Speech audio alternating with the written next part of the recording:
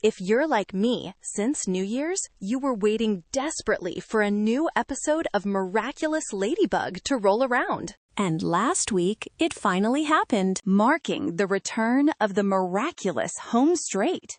Now, I'm guessing you don't watch every day because, well, you have a life. It's far more likely you've set the PVR so you can binge watch a whole bunch of them on the weekend.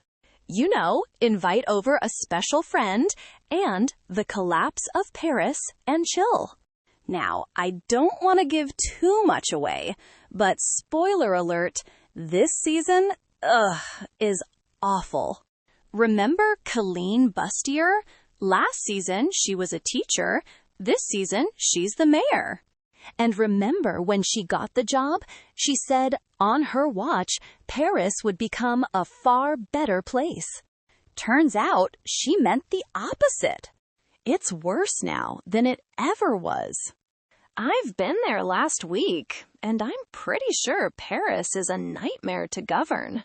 Crime is up. People are scared to walk the streets. Nobody is taking public transportation. Police morale is at an all-time low. Everyone is killing and maiming and giving each other the finger. Now, I'm not saying that this is the new normal, but when it comes to the streets of Paris, the NDP get less abuse. Political fragmentation, high labor costs and taxes, persistent unemployment, social inequalities leading to protests, housing shortages, congestion, air pollution, strains on public services. And other than that, France is in a deficit. 5.8% of GDP in 2024. This was when she started out as the mayor. Under her leadership, public debt is expected to be around, wait for it, 120% of GDP by 2027. What a great statistic! Plus, our armies are seen by some analysts as insufficient to independently project the nation's geopolitical ambitions.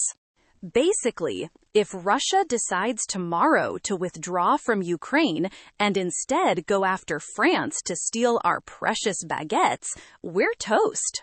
And what's with Caline Bustier anyway? She's saying that people have to be kind and respectful. Who is she even fooling?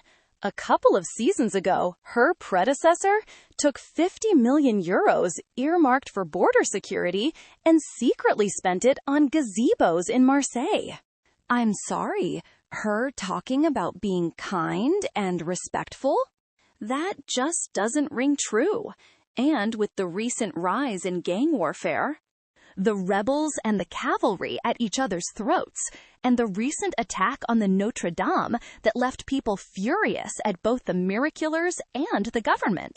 She's not been any help because she's been known to always punish the victim instead of the aggressor and make the victim responsible for how their aggressor behaves. Oh, someone stole your property? Well, you should share it with them. Be kind to each other. Oh, a gang set your workplace on fire? Well, maybe if you let them work there, they wouldn't have done it. I honestly believe that if she were Canadian and Michael Ignatieff came into her office one day yelling fire, she wouldn't move until she smelled smoke. Not that anyone would believe Michael Ignatieff.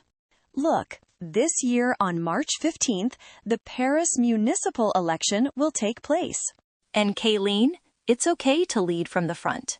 You are the mayor of Paris, but stop pretending like the past 10 years didn't happen.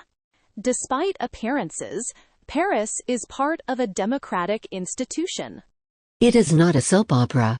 You can't just pretend that the past decade, poof, was all a dream.